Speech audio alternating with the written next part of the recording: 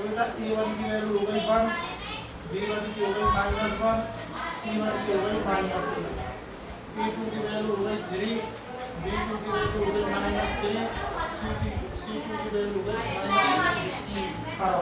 A1 upon A2 क्या है 1 upon B1 upon B2 -1 upon C1 upon C2 -8 upon भैया 1 upon 3 आ गया और ये क्या आ गया भाई 1 अपॉन 2। तो A1 upon A2 equal B1 upon B2 not equal क्या होगा भैया इस कंडीशन में सिंपल सिस्टम होगा कोई दिक्कत नहीं है। और बताओ इसमें 4 है, चारों बताने हैं और एक पूछना है। देखने वाली बताओ कर लेंगे। अगला क्वेश्चन देखिए भाई, अगला क्वेश्चन है आप द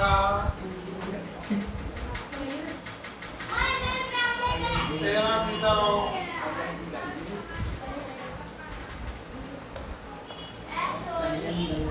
रेक्टेंगुलर गार्डन। बोला मत रे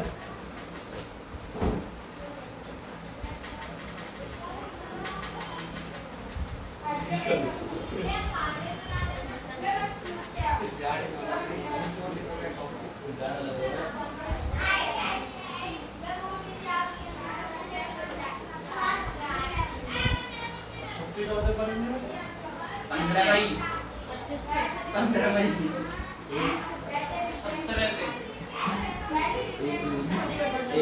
15 मई 15 मई का भैया सीधा वो 15 अगस्त अरे बोला मत देखो भाई क्या कह रहा है आप the parameter of rectangular garden. ये आयत की शेप का कोई गार्डन है रेक्टेंगुलर बोलते ये आयताकार होता है जिसमें लेंथ और ब्रेड्थ कैसी होती है यानी ये वाली साइड इसके ऊपर और ये वाली साइड इसके ऊपर। आपका perimeter of rectangular garden length is 4 metre more than is breadth यानी जो लंबाई है इसकी वो चौड़ाई है जो उससे 4 ज्यादा है। आगे समझ में नहीं आई? जो लंबाई है वो चौड़ाई से 4 ज्यादा है। जब हमको लंबाई पता होगी तभी तो चौड़ाई पता होगी तभी तो लंबाई बता पाएंगे। नहीं आई समझ में? ये कह रहा है जो ये लेंथ है डेप्थ से 4 ज्यादा है, इस वाली से ये वाली 4 ज्यादा है। हाँ तो पहले हमको ये पता होना चाहिए। तो ब्रेड्थ मान ली हमने x, मोर देन के लिए करते प्लस और लेस देन के लिए करते माइनस। तो क्या कह रहा है तो length is 4 metre more than it's breadth. तो ब्रेड्थ हमारी क्या थी x की, तो लेंथ कितनी हो गई x प्लस 4। आगे समझ में? यदि ये तो कह रहा है मोर देन, अब सपोज करो ये कह रहा होता लेस देन, तो लेस देन के लिए क्या हो जाती x माइनस 4। आगे बात समझ में? ये दे तो कहाँ है? अरे हाफ पैरामीटर है। तो देखो पहले हमको पता होनी चाहिए क्वेश्चन समझ में आए तो समझ लो यार नहीं पता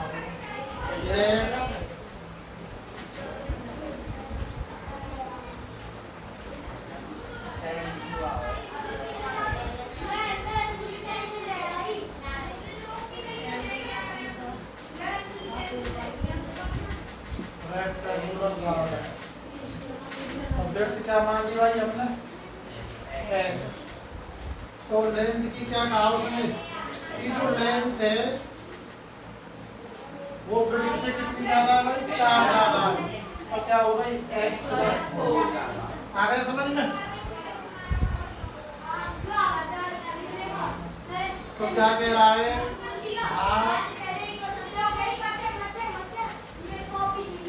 parameter of rectangular garden.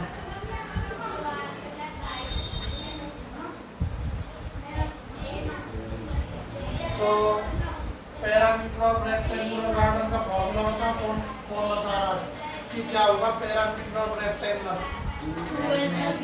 2 bracket l plus देखो ये होता है बेटा पैरामीटर ऑफ रेक्टेंगल होता है ये।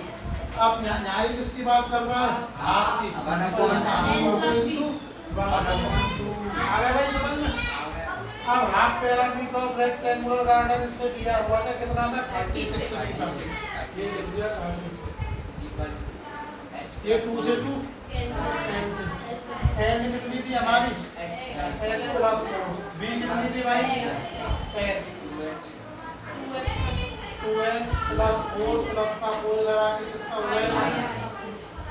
तो ये बचा बेटा 32। 2 से कट गया कितनी टाइम? x इक्वल टू आ गया 60। Find the dimension of the garden यानी लेंथ और विड्थ बतानी है। तो हमने विड्थ क्या मानी थी? x मानी थी। ये कितनी आ गई? 16। अब चलिए हमको क्या लेंथ क्या थी? x plus 4। x की वैल्यू कितनी थी? 16। तो दिक्कत बता, दिक्कत हो तो दोबारा बताओ, मुझे आ गया तो समझ में बता रहे हैं।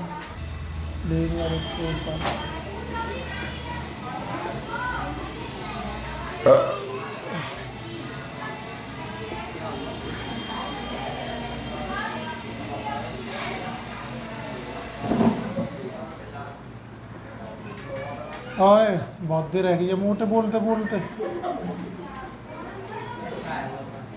होया तो कसना है।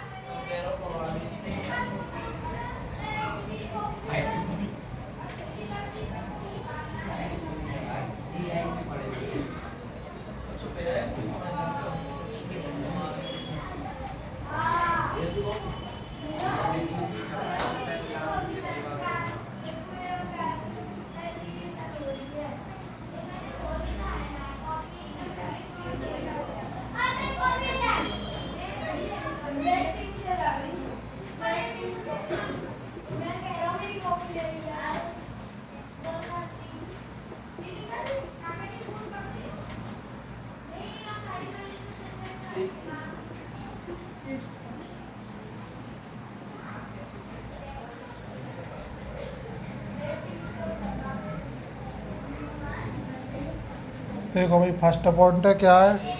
Intersecting lines.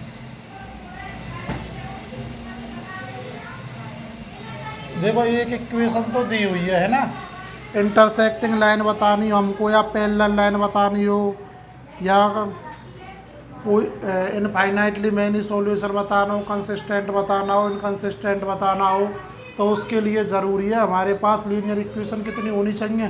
2 होनी चाहिए। अब यहाँ कितनी है बेटा हमारे पास? 1 है।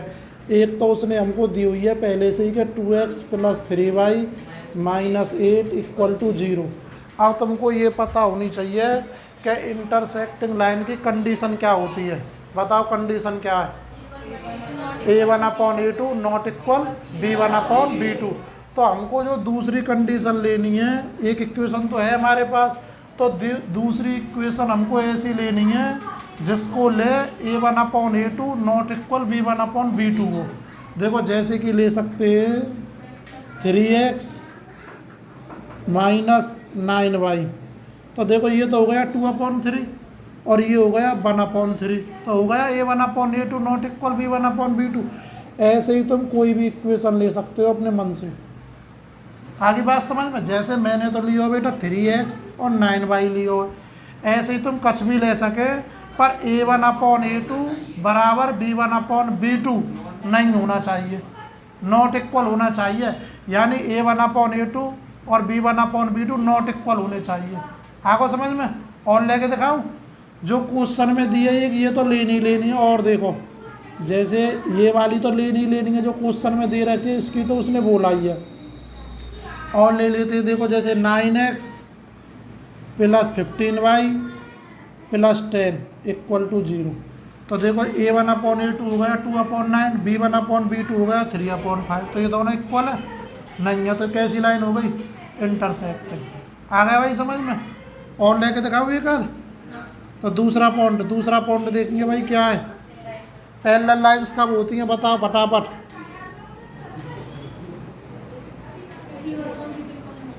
हैं? पक्की बात है। चलो तो देखो भाई, एक कंडीशन तो तुमको लेनी है।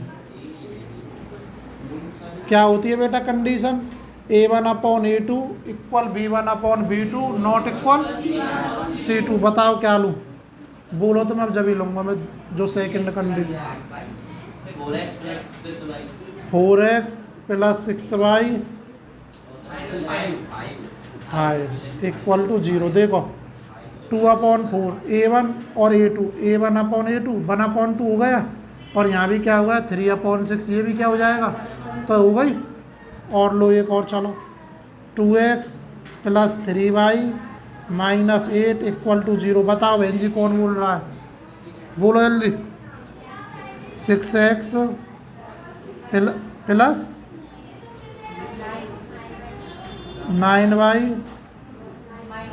माइनस 5। देखो भाई ये भी 1/3 हो जाएगा, 2/6 ये 1/3 हो गया। आ गया भाई समझ में? अगला देखो तीसरी कंडीशन क्या है, कौन सी डेल?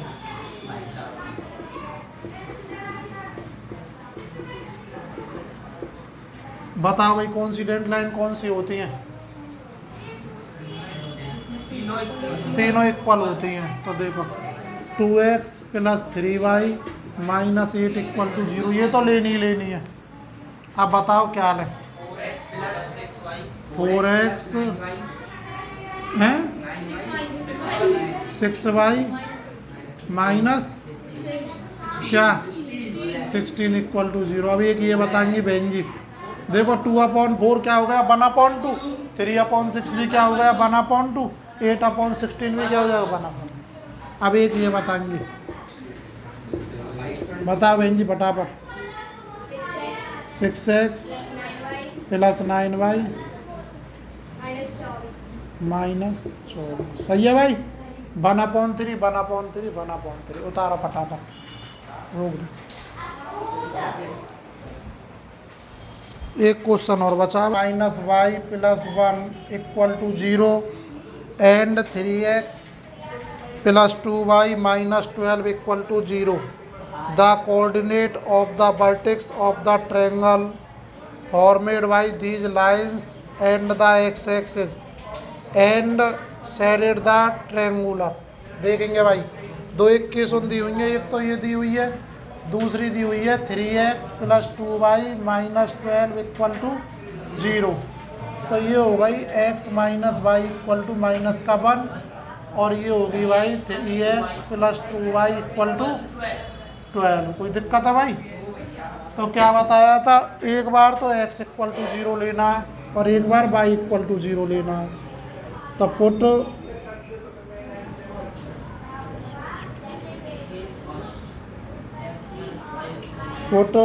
x इक्वल टू 0, जब 0 लेंगे 0 minus y equal to minus 1 minus y equal to minus 1, y equal to क्या आ गया? कोई दिक्कत? ये तो बेटा जब हमने x इक्वल टू 0 लिया है, अब क्या लेंगे भाई वाई इक्वल टू 0। फोटो वाई equal to 0, x minus y equal to minus 1, तो भाई x इक्वल टू आ गया -1। कोई दिक्कत कैसी भी? बताओ, समझ में नहीं आया तो दोबारा बताऊं भाई। आ गया? अब देखो यार, अल्लाह मत मचा है सेठ जी, चुप पे बैठ जा। x इक्वल टू 0 तो y इक्वल टू था 1, y इक्वल टू 0 तो x इक्वल टू था -1। कोई दिक्कत?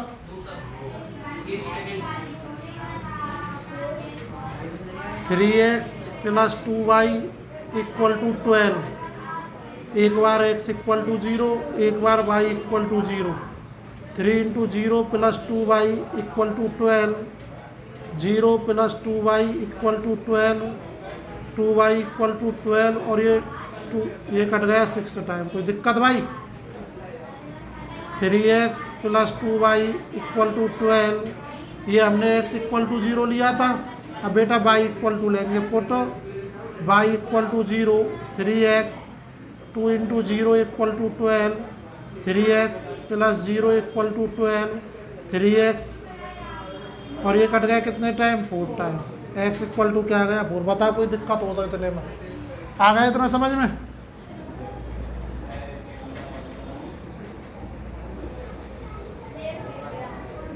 x इक्वल टू 0 था तो y इक्वल टू 6, जब y इक्वल टू 0 तो x इक्वल टू, आप ग्राफ कीजिए।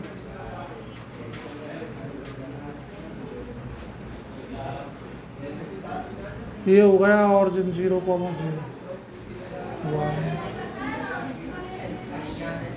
कितने नंबर है हाईएस्ट, 6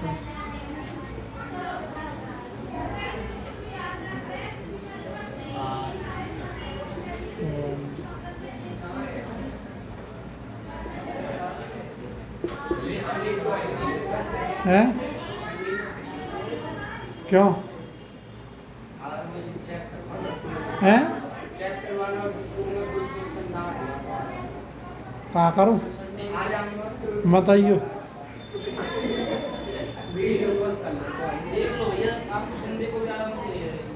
मैं तो आराम से ही रहूँ पूरे दिन, मुझे काम ही कहा है।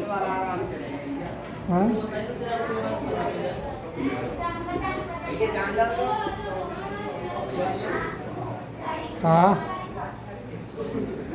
देखो भैया बोलो मत, x पे तो -1 और y पे 1, कहाँ है -1 ये रहा और y पे 1 ये रहा, ठीक है भाई। ऐसे जाएगी ये लाइन,